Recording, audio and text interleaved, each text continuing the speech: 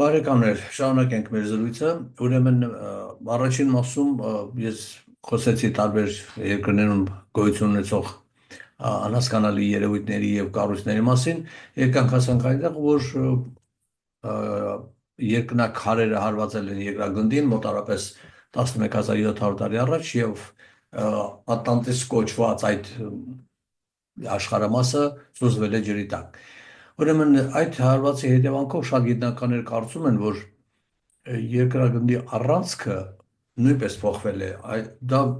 իրենց համար հասկանալի եւ ընդունելի է, որտեղ ասում են, որ մի քանի անգամ է դա նույնիսկ տեղի ունեցել եւ դրա մեջ հիմա չեն կարող շատ խորանալ։ Ուղղակի խոսում ենք կոնկրետ 11700 առաջվա պատահած դեպքի մասին, որ եթե երկրագունդը առանցքը փոխվել է, ուրեմն երկրագնդի տարբեր հատվածներ, տարբեր շրջաններ բնականաբար դիրքը փոխել են դեպի արևը, որոշ տեղեր տեղի ունեցել ավելի տաքացում, ուրիշ տեղեր ավելի հետագայում սկսել է սառեցում։ Ուրեմն առանցքի փոփոխության հետևանքով գոյություն ունեցած բևեռները հյուսային եւ հարավային հալվել են եւ այդ մեծ կատաստրոֆի հետևանքով մեծ փոփոխություններ է տեղի ունեցել մոլորակի վրա։ Բնականաբար ենթադրվում է, որ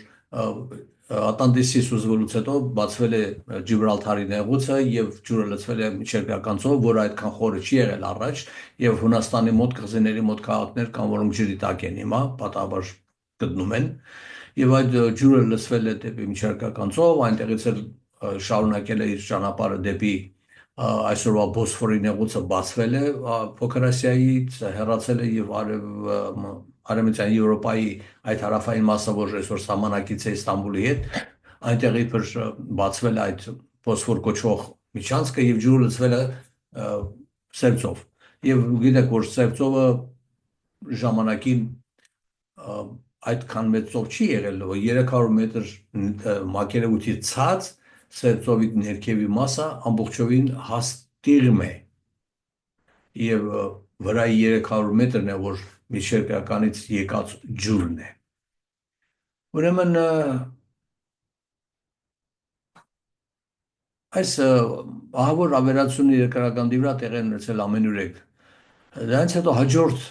1000 տարիների ընթացքում այդ հալված բևեռների ջուրը կրկին պետք է գոլորշիանար, որտեղ ջուրը չի կորելու, պիտի նորից գոլորշիանա, նորից տեղավորվի նոր առաջացած բևեռների վրա։ Ջրից ազատվել են եւ չորացել են, հետագայում անապատ են դարձել Եգիպտոսը եւ Միջագետքը։ Շատ-շատերն ասում են, չէ, երբ որ ջուրը ջրաղից հետո Միջագետքում իջավ ներքև դեպի Պարսից ծոց այսօրվա, ինչ է տեղի ունեցել, ջուրը իջել, գոլորշիացել, տեղավորվել են նոր բևեռների վրա։ Ուրեմն այդ ահավոր ջրեղեղից հետո փրկվելու համար, մարդկանց փրկելու համար հայտնի անունակի հայ անունով աստվածը, որի վրա ըստ շումերական աղբյուրների թե առաջադրանք է դրվել, թե ինքն է որոշել, թե իրեն ասել է ինչ պիտի անի, նա օգնել է մարդկանց, որպեսզի փրկվեն այդ ահավոր ջրեղեղից եւ նրանք հայտնվել են այս փրկվածները տարբեր ձևերով, նավերով, չգիտեմ ինչերով հայտնվել են այդ լեռնաշխարհում, որը մեզ հայտնի է որպես հայկական լեռնաշխարհ եւ ըստ անգլիացի գիտնականների բնորոշման այդ արմենոիդ մարդկային տեսակը տարածվել է Բյուրակնի լեռներից, որի վրա ի սկզբանե փրկվել են մարդիկ, Բյուրակնի լեռները գիտեք շատ բարձր են, չէ՞, եւ այնտեղից հիմա թուրքերը ասում են Բիգյոլ։ Այդտեղից ուրեմն կամաց մարդիկ իջել են, տարածվել են, բազմացել են եւ տարածվել են բոլոր 4 կողմեր։ Ուրեմն նրանք իջել են դեպի առաջին հերթին Բյուրակնի լեռներից իջնողները իջնում են այն տարածքը, որ հետագայում կոչվել է Հուրիմիտանի։ Դա ամենամոտն է եղել տարածության իմաստով։ Իջել են դեպի այսօրվա իմացած Տարոնը, Վասպուրականը, դեպի կենտրոնական եւ Փոքր Ասիա, Տիգրիս Եփրատ գետերով իջել են դեպի Միջագետք, բարձրացել են դեպի Հյուսիս, տարածվել են տարբեր ուղություններով։ Նրանք բնակավայրեր են կառուցել շատ չանցած բնակավայրեր են կառուցել կենտրոնական Փոքր Ասիայի տարածքում, ուղղակի չեմ ուզում այդ Թուրքիա բառը օգտագործել, մոռանանք դա, Թուրքիան ընդամենը 1000 տարվա պատմություն ունի։ Մենք խոսում ենք 9-10-11 հազար տարի առաջվա երևույթների մասին, ուրեմն պիտի տանք այն անունները, ինչպիսին այն ժամանակ եղել էր։ ենթադրաբար։ Ուրեմն փոքր Ասիա մայրցամաքի կենտրոնական մասերում, որ այսօր իրենց երկրի մայրաքաղաքն է գտնվում, այդ քաղաքից դեպի ներքև, մինչև գրականցով բազմաթիվ քաղաքներ են կառուցվել։ Եվ նրանցից մի քանիսը հայտնաբերվել են վերջերս եւ պեղումներ են կատարել եւ շատ հետաքրքիր առարկաներ են գտել հանել։ Այդ քաղաքներից մի քանիսի անունը ուզում եմ տալ, ուղղակի շատ մսրտի ցավ եմ ասում, սա թուրքական անուններ են կրում, բայց դրանք բնականաբար Թուրքիայի հետ կապ չեն ունեցել 8000 տարի առաջ։ Հիմա այսօր նրանք կոչվում են թուրքերենով Չաթալհույուկ, որ 8.500 տարեկան է, Նավալիչորի, որ 8000 տարեկան է, Աշիկլի Հույուկ, 8.500 տարեկան գնահատում, Չայունյու 7250-ից 7000 տարեկան են գնահատում, այդքան տարի առաջ կառուցված քաղաքներ են սրանք։ Քաղաքները բնակավայրեր, որոնք հիմա պեղում են եւ մաքրում են։ Ուրեմն Անուի անու թակավ Աստծո շումերական լեքսիկոնով ասենք, անու Աստծո հետևորդները այդ փրկված ժողովուրդներին կտան հետագայում հսկայական չափերի հասնող գիտելիքներ աստղագիտության, մաթեմատիկայի, գիտության, մշակույթի, գեղարվեստության եւ այլ ասպարեզներում։ Բազմանալով այդ ժողովրդի մի մասը շարժվում է դեպի արևելք, Հինդուս գետի դաշտավայր, մի մասը դեպի հյուսիս,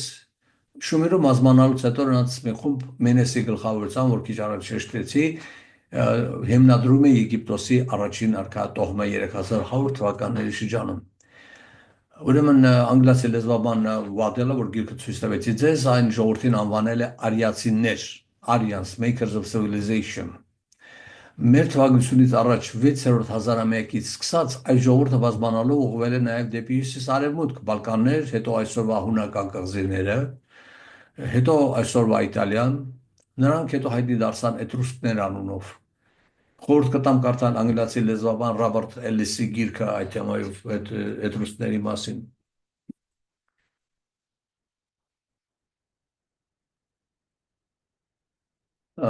Ռոբերտ Էլիսի գիրքն է նվիրված էտրուսկներին։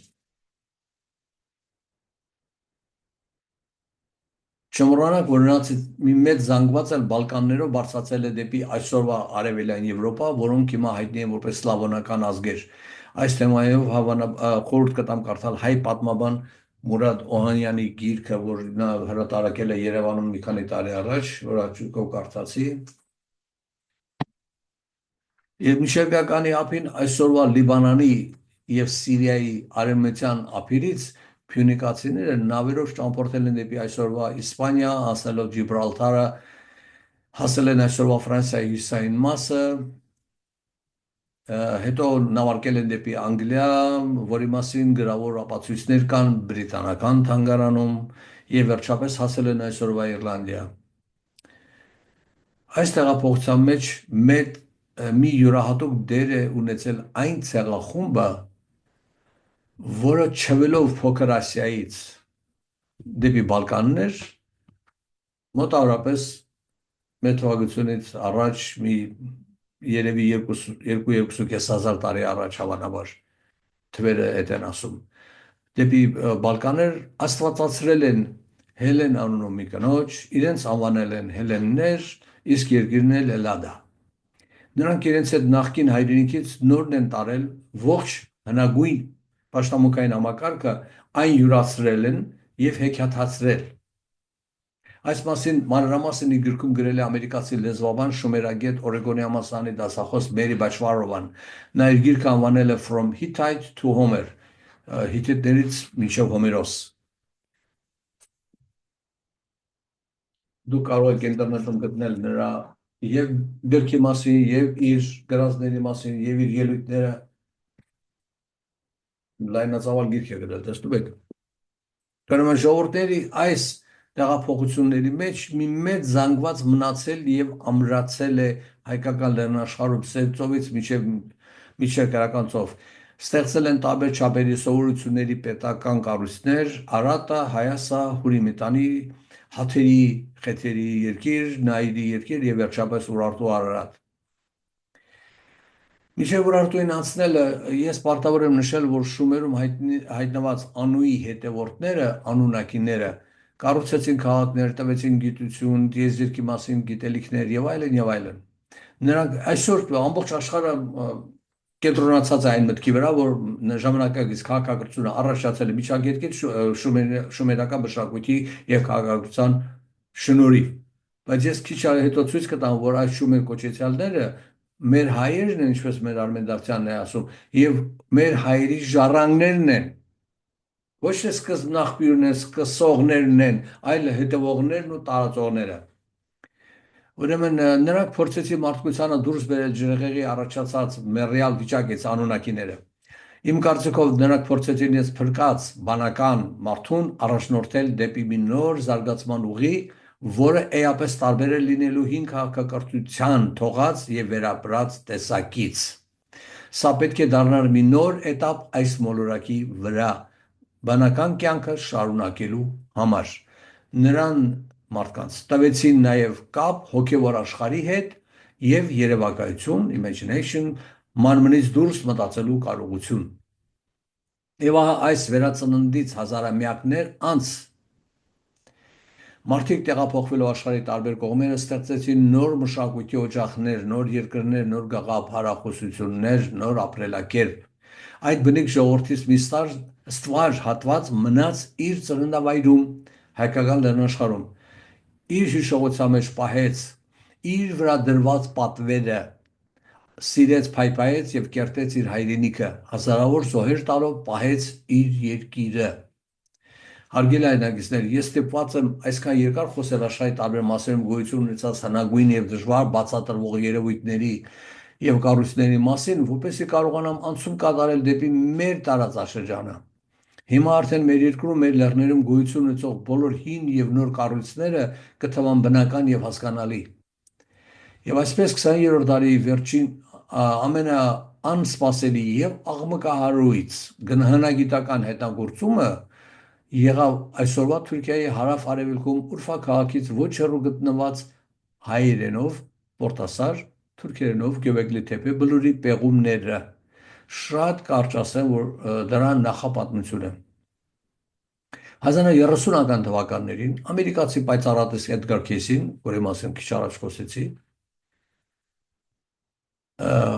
իր սեանսներից մեկի ժամանակ քնած վիճակում հորդորել էր ամերիկացի հնագետներին գնալ հարավային Թուրքիա, այդ տեղանքը, որ ինքը նկարագրել է, եւ պեղումներ անել։ 1960 թվականներին Քեյսիի մահից հետո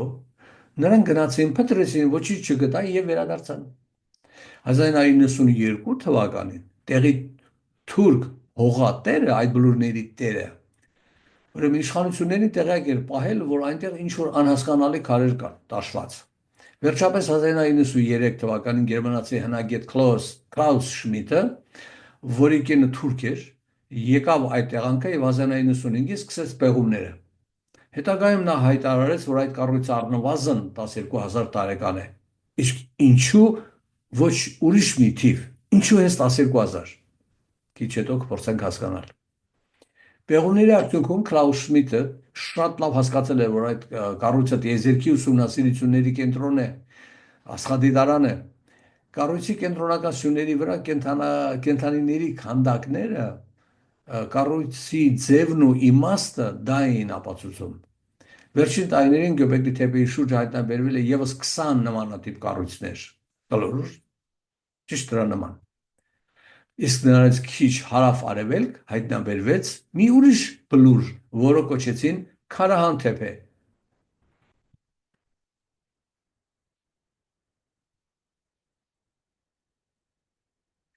Սա ավելի հին է եւ ընդհանուր առմամբ բաղկացած է եւս 30 շրջանաձև կառույցներից։ Դրանց մասին չեմ խոսի, բայց ցանկացողներին խորհուրդ կտամ կարդալ անգլիացի Andrew Collins-ի գիրքը։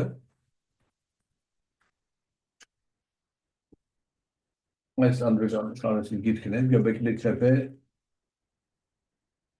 Andrew Collins։ Այս մարդը անգլիացի է եւ ես իր հետ անցյալ տարի իր հետ մի հարցազրույց անցկացրեցի։ Խորհուրդ կտամ YouTube-ի մեջ գտնել եւ դիտել իմ հարցազրույցը իր հետ։ Կարճ է, երկար չէ, կես ժամ է, բայց բավական հետաքրքիր նյութեր է հաղորդում մարդը։ Այս թեմայով հարյուրավոր գրքեր են գրվել եւ փաստագրական ֆիլմեր են նկարվել։ Միայն ասեմ, որ նրա շրջակայքից 60-ից ավելի ցորենի եւ գարու տեսակներ են հայտնաբերվել։ Դրա համար անգլիացիները առանց վարանելու իրենց հանրագիտանում գրեցին, որ գյուղատնտեսության ծագումը կապեցին հենց այդ շրջանի հետ 8-9 հազար տարի մեր թվականությունից առաջ։ Պորտասարի սյուների վրա քանդակված են կենդանակերպի զոդիակի աստղախմբերին համապատասխանող կենդանիների պատկերներ։ Եթե Պորտասարի կառուցողները կերտել են կարիճ Սկորպիո համաստեղության պատկերը քարի վրա, ուրեմն նրանք կամ տեսել են, կամ գիտեին կարիճի մասին, որի տակից արևը դուրս է եկել, պատրաստ եք, 19,400 տարի առաջ։ Մի ուրիշ հետաքրքիր քանդակ ևս։ Պորտասարիսյան վրա հստակ երևում է քարը գրկող երկու ձեռքեր։ Նույն բանը կա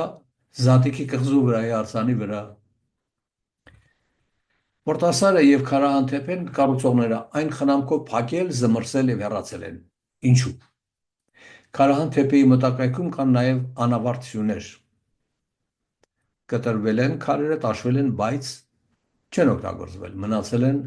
տեղում։ Ես կարծում որ եթե այդ էակները կարող էին 50 հատ աստղադիտարաններ կառուցել իրար կողք 12,000 եւ ավելի տարիներ առաջ, ապա նրանք հաստատ գիտեին, որ երկիր մոլորակը շատ շուտով հայտնվելու է այդ աստերոիդ բելթից փախած քարերի երկնաքարերի ռմբակոծության տակ։ Նախապես փակել էին այդ կառույցները։ Հետաքրքիրն այն է, որ փակել էին նաև Եգիպտոսի բուրգերի եւ Սֆինքսի մուտքը։ Այդ ահավոր համաշխարհային աղետից հետո Եգիպտոսի տարածքը երկար ժամանակ ջրի տակ է եղել։ Ջուրը լցվել է մեծ բուրգի մեջ։ Ըստ ամերիկացի երկրաբան Ռոբերտ Շոքի, Սֆինքսը առնվազն 1000 տարի ենթարկվել է ջրի անխնա էրոզիայի, հարվածների քայքայման։ 1000 եւ ավելի տարիներ անց ջուրը կրկին գոլորշացել է եւ Եգիպտոսը վերահացվել անապատի։ Հայ աստվածաբան փիլիսոփա Գուրջիևը, որի անունը դուք հավանաբար լսած կլինեք, ինչ որ մի հայ քահանայից ձեռք էր բերել Եգիպտոսի քարտեզը ջրհեղեղից առաջ, որը անապատ չի եղել։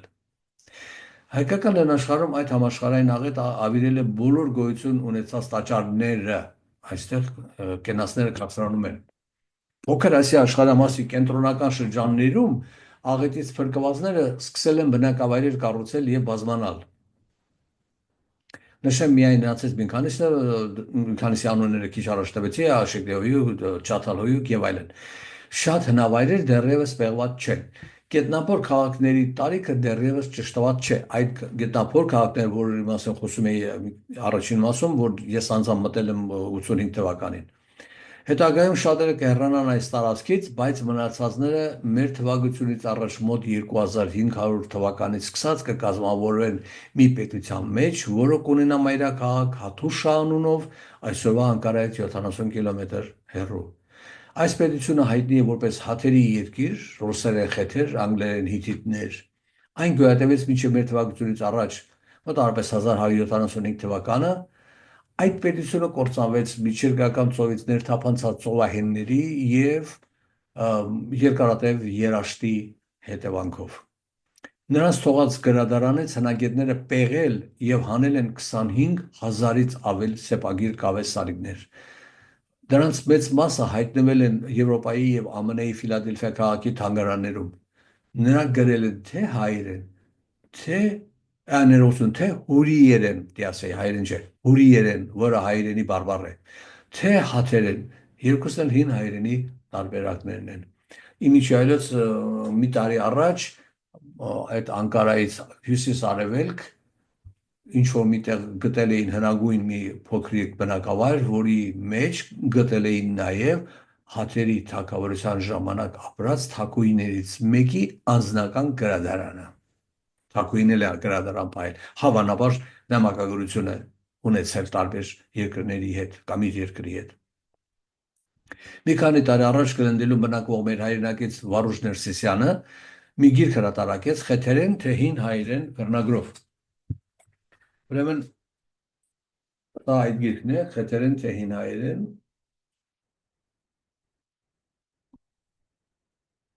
Այստեղ տեղին է, հա, իմիջիայլոց մեր վարոժ Ներսիսյանը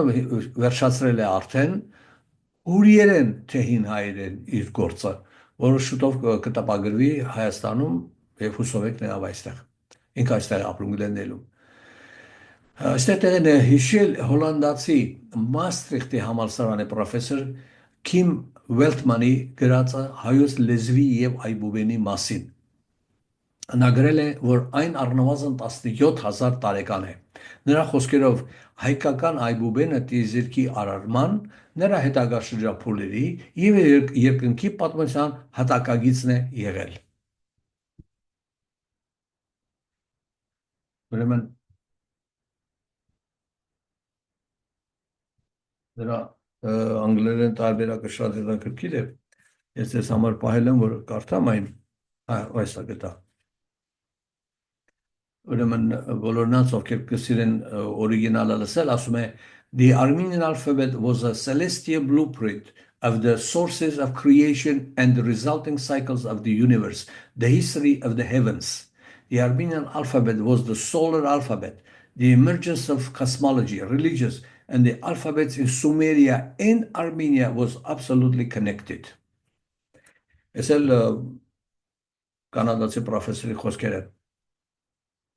Հիմա ես կուզենայի վերադառնալ այն շրջանին, երբ Հուրի Միտանի հաթերի թագավորության եւ Եգիպտոսի փարավոնների հոգեվոր մշակութային եւ առետական կապերը շատ սերտ են եղել։ Մեր թվակությունից առաջ 1400 թվականին Եգիպտոսում փարավոն դարձավ Թութմոս IV-ը։ Նա բարեկամական կապեր ուներ հարևան երկիր Միտանի թագավորի հետ եւ իրեն կին էր բերել արքայադուստր Մութեմայեին Հուրի Միտանի երկրից։ Միտանին պետության անունն է, Հուրին ավելի ազգային ցեղական անունն է։ Նրանց որդին Թութմոսի մահից հետո դարձավ Ամենհոթեփ III փարավոն, մեր թվակությունից առաջ 1390-ից 1352 թվերին։ Սա իրեն կին բերեց Միթանի արքայական տոհմից Տիա անունով մի աղջկա։ Նրանց որդին դարձավ Ամենհոթեփ IV։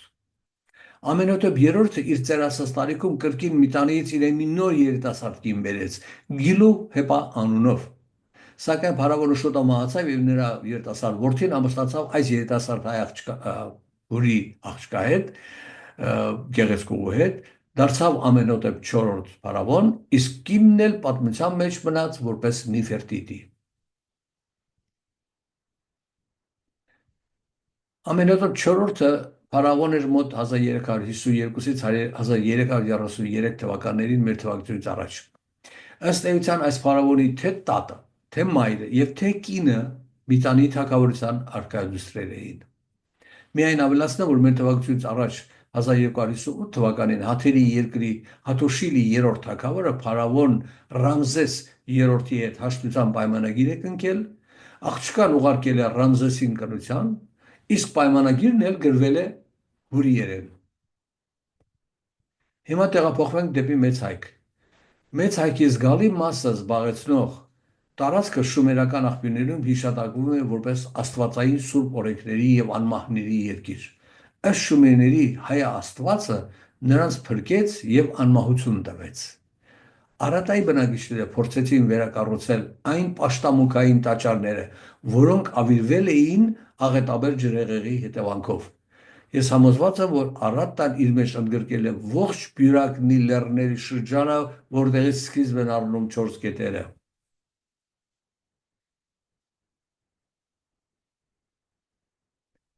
Այս տարածքը հետագայում շատ ժողովուրդներ կանվանեն դրախտ։ Ինչպես նշեցի, մեր թվակությունից առաջ մոտավորապես 1175 թվականի շրջանում հաթերի թագավորությունը կործանվեց եւ նրա բնակչությունը շարժվեց հիմնականում դեպի արևելք, դեպի Լեռնային Հայաստան, դեպի Արատա, Հայասա, Սուբարտու, Նայիրի։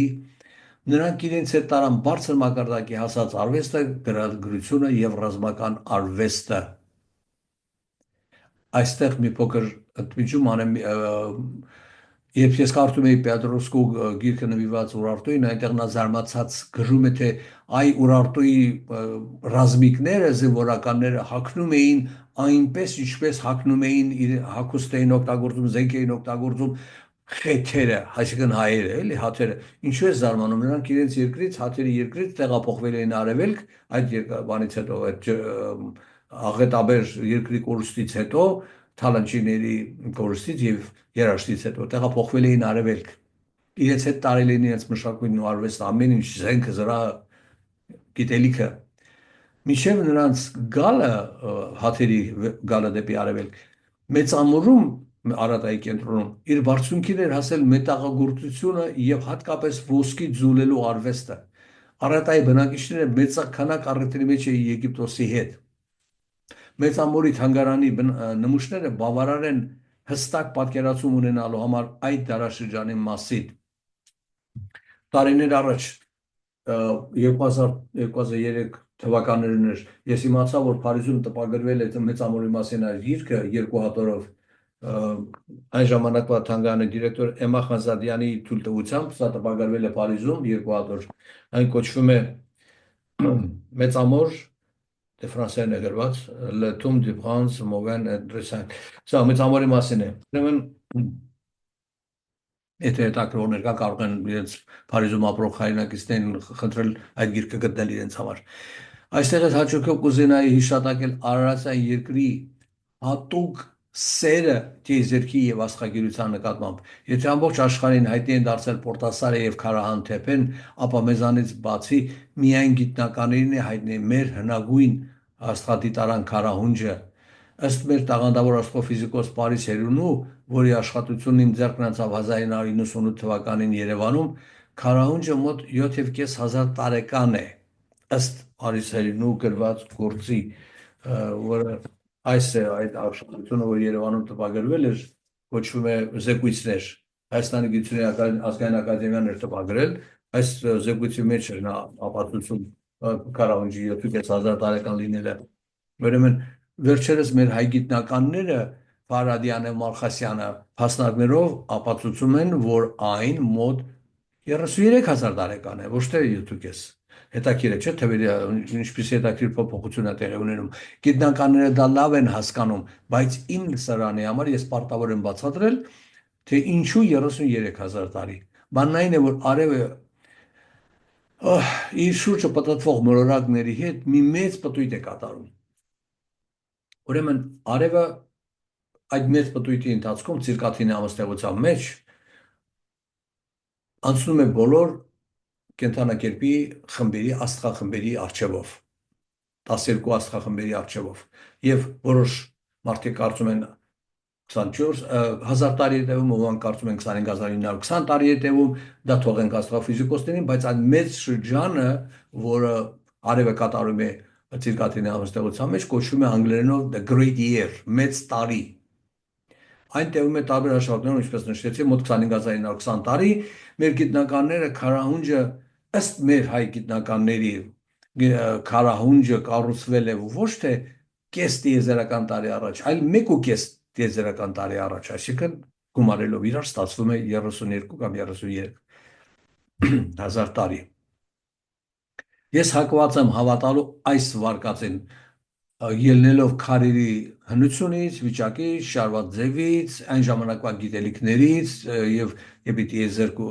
եւ այլ եւ այլ։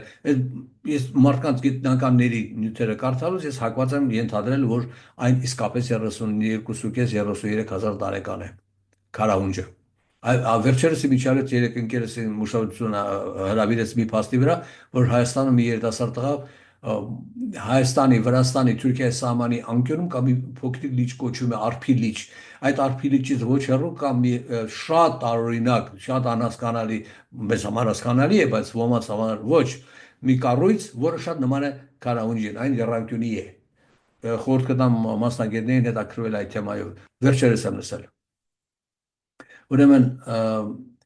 հայկական լեռնաշխարհում հայտնաբերվող բոլոր հնագույն պաշտամունքային տաճարները եւ տիեզերքի ուսումնասիրման բոլոր փաստերը մեզ տանում են 12.000-ից մինչև 35.000 տարվա շրջանները։ Քիչ հետո խոսեմ Վանալեչի շրջակայքում կատարվող պեղումների եւ բացահայտումների մասին, որոնք մեզ շատ կօգնեն հասկանալու համար հայկական լեռնաշխարհի մոռացված պատմությունը։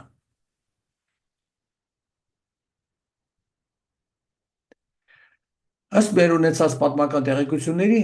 մեր թվակությունից առաջ մի քանի հազար տարի առաջ մեծ հայկում տիրել են հայկազունի թագավորները։ Մեր պատմահայր Մովսես Խորենացին Երանի է տալիս հայկազուն թագավորների ժամանակներին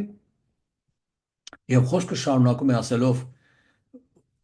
որով ճակերտների մեջ, որովհետեւ մեր թագավորների մեջ ինձ այս մարդիկ են սիրելի իբրև բնիկներ, արյունակիցներ եւ իսկական հարազատներ։ Ես շատ կփափագեի, որ այն ժամանակ փրկիչ եկած եւ ինձ գտած լիներ, որ նրանց ժամանակ ես աշխարհ եկած լինեի, նրանց տերությամբ զվարճանայի եւ այժմյան վտանգներից խուսափած լինեի։ Այժմյան վտանգները նա 4-5-րդ դարերի մասին է խոսում։ Միգուցե ես ինձանից ավելացնեմ, միգուցե Խորենացին չգիտեր, որ նա իսկապես մի անգամ էլ հայկազունիների ժամանակ է ապրել։ Եվ այսպես, բարեկամներ, ես հասա մեր զրույցի ամենակարևոր մասին, հատվածին։ Իմ ընկերները գիտեն, որ ես բազմիցս այցելել եմ Արևմտյան Հայաստան եւ փորձել եմ այնտեղ հայ ժողովրդի առաքելության հնագույն փաստեր գտնել։ Վերջերս ընկերներիցս մեկը ինձ ուղարկեց մի եռանդուն ամերիկացի հետաքննող պատմաբանի կողմից արված տեսանյութ։ Այս մարդը ինձ համար հայտնություն էր։ Պարզվեց, որ թե ամերիկացի, թե եվրոպացի, թե թուրք հնագետները լրջորեն պեղումներ են կատարում Վանար լճի շրջանում գտնվող պատմական հայկական հսկայական արժեք ներկայացնող տաճարների ավերակների վրա։ Վերջերս թուրք հնագետները հայտարարել էին, որ Պորտասար եւ Քարաանթեփի պեղումները կշարունակվեն եւս 100 տարի։ Արդյունքում նրանք բոլորի ուշադրությունը կենտրոնացել են Վանա լճի շրջակայքի բլուրների վրա։ Ինձ համար սա շատ ուրախալի լուր էր։ Բոլորիս հայտնի է, որ մեր թվակությունից առաջ, մոտ 860 թվականին հայոց արևելյան շրջաններին Վանա լճի շրջակայքում կազմավորվել է մի պետություն, որի թագավոր Արամեն լճի հյուսիսային ափին հիմնադրում է իր Արզասկու անունով մայրաքաղաքը։ Հիմա այն հայտնի է որպես Արջեշ քաղաք անունով, որտեղ ես եղել եմ իմիջիալից։ Նրա օրոք փորձել են վերականգնել քաղաքից դուրս բլուրի վրա գտնվող մի հին տաճար, որն այսօր թուրքերենով կոչվում է Զեռնակի թեփե։ Պեղումները սկսվել են 2011 թվականից։ Մեր թվակությունից առաջ 840 թվականին այսպես կոչված Ուրարտու պետության մեջ գահ բարձրացավ Սարդուրիի առաջինը, որը փորձել է վերականգնել Տուշպա-Տոսպ Բերդ տաճարը։ Նա Տուշպայի դիմաց գտնվող մի ժայռի վրա քանդակել տվեց այսպես կոչված Մեհերի դուռ սեպագիր արձանագրությունը։ Մեր հայտնի էպոսագետ հայագետ Արթուր Արմինը վերջերս հստակորեն վերծանեց թագավորի պատգամը այդ ժայռի վրա։ Այն պատգամում է թե իր ժողովրդին, թե հաջորդ սերունդերին հայ մարդու անբեկանելի կապը տիեզերքի եւ Աստծո հետ։ Արգիշտի առաջինը 786-764 թվականներին, մեր թվակությունից առաջ, հիմնադրեց Երևանի Երևանը։ Նրա որդի Սարդուրի երկրորդը 764-735 թվականներ մեր թվակությունից առաջ փորձեց վերականգնել Հայկաբերդը, այսօրվա Չավուշ թեփեն։ Մեծ աղետի արդյունքում այդ տաճարից փրկվել էին միայն պարսպից եւ հինքից մի քանի շերտ բազալտ քարեր, որոնց վրա Սարդուր II սեպագրերով քանդակել էր Սարդուրեխիները քաղաքի հիմնադրման մասին արձանագրությունը, բայց իրականում նա փորձել էր վերականգնել հնագույն Հայկաբերդ տաճարը։ 1985 թվականի օգոստոսին ես իմ երկու ընկերների հայ եւ որդի Բարսեղյանների հետ Վանի շրջակայքում հայկական հնություններ էինք փնտրում, երբ բախտի բերմամբ թե պատահմամբ հայտնվեցինք մի բլուրի մոտ, որը թուրքերը վերջերս էին պեղել, մի քանի տարի առաջ։ Այն կոչվում էր թուրքերենով Չավուշ թեփե։ Բլուրի մոտ նստած էր մի պահակ թուրք, որը խնդրեց, որ մենք չնկարենք, բայց ես իհարկե նրան ասացի, որ ոչ չենք նկարի, եւ նրանից մի փոքրիկ սուվենիր հուշանվեր գնեցի, այս փոքրիկ առյուծը, որ ես այդ թուրք պահակից եմ գնել, միջև հիմա մոտս կա, եւ այն մեծ սիրո պահում եմ, ուրարտական ման տեսակ հոգի տեսա այս առույցի մեջ։ Եվ ասեցի, որ չեք նկարի, բայց բարձրացանք վերև եւ իհարկե նկարեցինք այդ բլուրը 4 բոլորը եւ այնտեղ կար մի արձանագրություն, որտեղ Սարտորի երկրորդը նշում էր, որ այդ բլուրը ինքն է կառուցել, այսինքն Սարտորի Խինելին է կառուցել։ Այդ նկարը ես ուղարկեցի Հայաստան եւ մեր հայ Ուրարտագետ Հովանես Կարագյոզյանը այն վերցանեց եւ նշեց, որ դա մեր Հայկաբերդն է եւ սա էլ իր գիրքը, որը տպագրել է Երևանում, որի 321 էջի վրա նա ասում է, որ հայտնի է, որ Մենուան արգիշտի առաջին ռուսարեն իրենց անունը հիմնած քաղաքներ ունեին, Վանալճի հարավային մասում Մասիսի հյուսիսային ստորոտում Արաքսի աճին արագեմ կար Տուշպայի արձանագրությունը, որը մոտակայքում ասում է, հիմա գտա Վանալճի հյուսիս արևելյան ափերի մոտակայքում Սարտուրը երկրորդ անունով դեռևս համանման քաղաք հայտնի չէր։ Հիշյալ արձանագրությամբ այդ բացը լրանում է Հայկաբերդում հիմնադրված քաղաքը կոչվում է Սարտուրի Խինելլե։ Դա գրում է պարոն Կարագեզյանը, հիմնվելով այն նկարի վրա, որ ես ուղարկել եմ իրեն Երևան։ Ուրեմն հիմա այդ պատմությունը շարունակվում է։ Ուրեմն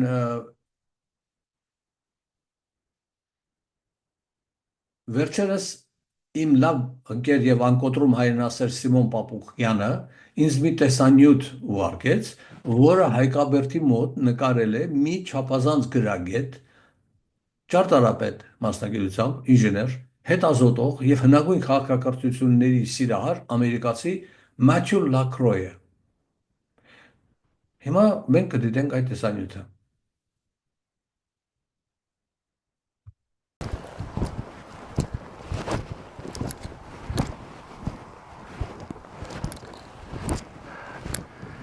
Let's see how many we can actually map out. Yeah, they're just right in here. Wow. I mean, you don't see that anywhere in the world. Look at that. The most important artifacts in the world sitting partially buried out of the ground like that. The implications for that in the future are going to be huge. And we'll one day understand that those pillars are literally the embodiment of the sacred teachings of divinity within that. And look what's happened to them. Abandoned for more than 40 years. From the last archaeological excavations were done, they left them here. They left them here to just disappear into the analogs of history. But I'm not going to let that happen. Ցույց էր տալիս դա տաճարի մուտքի կամարն է, որ այդտեղ պարկած է եղել դարերով։ Ես նկարել էի հիմքը, ինքը հիմա նկարել է կամարը։ Ես չափազանց ուրախ եմ, որ այն ամենը, ինչ հայ պատմաբաններին ու գիտնականներին չի հաջողվել կամ կիսատ է մնացել, հիմա օտարազգի գիտնականներն այդ գործը հաջողությամբ առաջ են տանում։ Նրանց առջև քաղաքական եւ ազգային խնդիրներ գրեթե չկան։ 80-ական թվականներին Վանալուճի արևելյան ափին գտնվող նախկինում հայկական արչավազ, որը իմ հորական կողմից պապերի հայրենիքն է։ Իսկ հիմա թուրքացված Ադիլջևազ գյուղի մոտ Քեֆքելեսի կոչվող բլուրի վրա 2000 մետր ծովի մակերևույթից բարձր բաց երկնքի տակ թափված են, սփռված են մի քանի տասնյակ բազալտ քարեր, տաշված քարեր, որոնք ինչ որ մի հնագույն կառույցի բեկորներ են։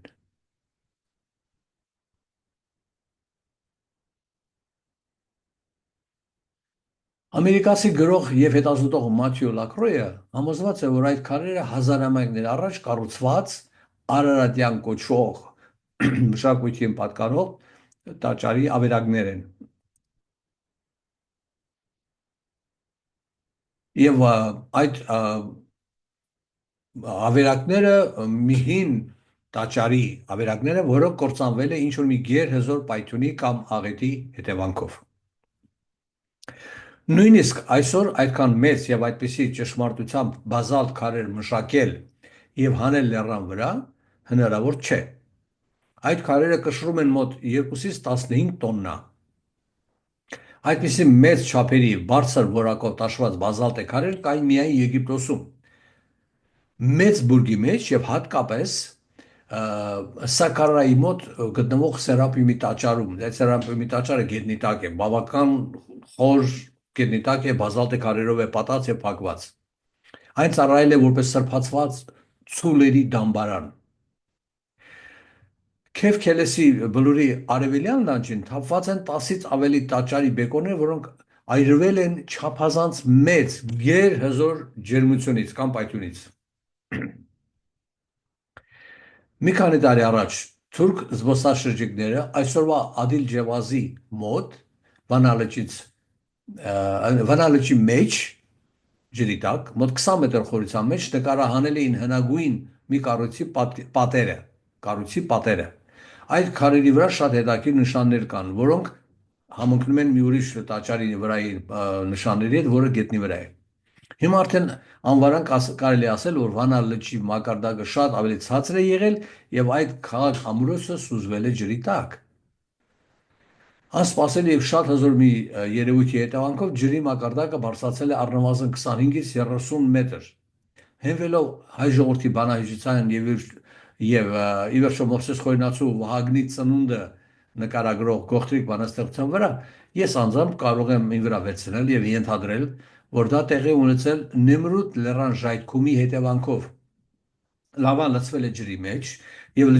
ջրի մակարդակը բարձրացել է։ Նեմրութի եւ Սիփան-Սարի միջև բլուրի գտնվող Քեֆքելեսին այդ տաճարը հիմնովին քանդվել է եւ հարվածային ուժից որոշ քարեր պարզապես այրվել են։ Սա իմ տեսակետն է, եթե կան ուրիշ կարծիքներ, հաճույքով կլսեմ։ Մի քանի տարի առաջ թուրք հնագետները պեղումներ սկսեցին Վան քաղաքից 30 կիլոմետր հյուսիս լճի ափից քիչ հեռու մի բարձունքի վրա, որտեղ հողի տակից ի զարմանս ողջ գիտական աշխարհի դուրս եկավ մինչ այդ Վանի շրջակայքում հայտնաբերված բոլոր հնագույն կառույցների զարդը, ինչպես անգլերեն կասեն the crown jewel։ Այդ բլուրը կոչվում է Թուրքիայեն Նովայանիս, իսկ հայերենով ես տեսեցի մեր հայագետներից մեկը այն անվանեց հայանց, որ շատ ինձ ավելի դուր է գալիս հայանցը։ Իմ խորին համոզման Վանալճի շրջակայքի բոլոր բացահայտված կառույցները իրականում Ուրարտական շրջանում վերակառուցված նախաջրհեղեղյան պաշտամունքային տաճարներ են։ Վանի արևմտյան թագավորության շրջանի մեր հայկազունի արքաները շատ լավ հասկանալով դրանց արժեքն ու իմաստը, փորձել են վերականգնել թե տաճարները, թե նրանց տիեզերական պատգամը, ինչպես Մեհերի դռան վրա։ Հիմա մենք մի քանի նկարներ նայենք Այանից տաճարի փրկված եւ մաքրված քարերից, մաքրված մասերից, որոշ բարձր որակով հղկված բազալտե քարերի վրա Ուրարտական շրջանում սեպագիր արձանագրություններ են արված։ Հաճույքով կսպասեմ այն օրվան, երբ մեր հայ ուրարտագետները կվերցանեն այդ տեքստերը։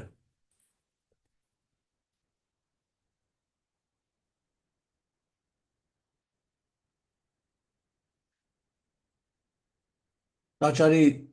առաջին նկարը տաճարի արտաքին պատերն են, երկրորդը տաճարի հնագույն մասի քանդակները, երրորդը մաքուր բազալտի վրա Ուրարտական շրջանի սեպագրեր են, չորրորդը հին փրկված բազալտի վրա հետագայում ավելացած քարեր են, հետո Ուրարտական շրջանի սեպագրեր են, հնագետները աշխատում են, իրական նախնական տաճարի հիմքի վրա պատը, որը շատ նման է Պերուի Մաչու Պիչուին։ Նույն պատը 8-րդ նկարի 9-րդը վերականգնված մուտքն է, 10 տաճարի խորանն է։ Փրկված կտորներ, իրար կողքի հինը եւ նորը եւ 13-րդ նկարը դրսի պատն է։ Այանիսի արևելյան մուտքը նայել է ուղիղ դեպի արևելք, True East, ճիշտ ինչպես Պորտասարում է եղել։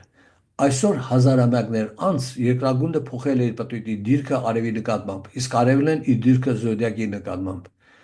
Եթե մեր աստղոֆիզիկոսները ուզեն, կարող են հեշտությամբ որոշել, թե երբ է կառուցվել այս տաճարը։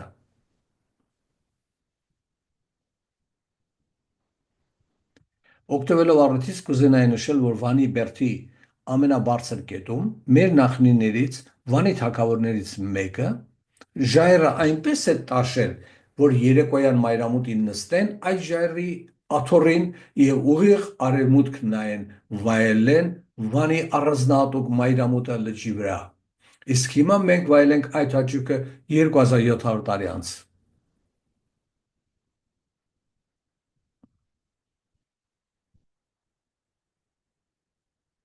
Բարեկամներ, իմ այսօրվա զրույցը ձեզ հետ հիմնականում հետապնդում էր մեկ նպատակ։ Այն է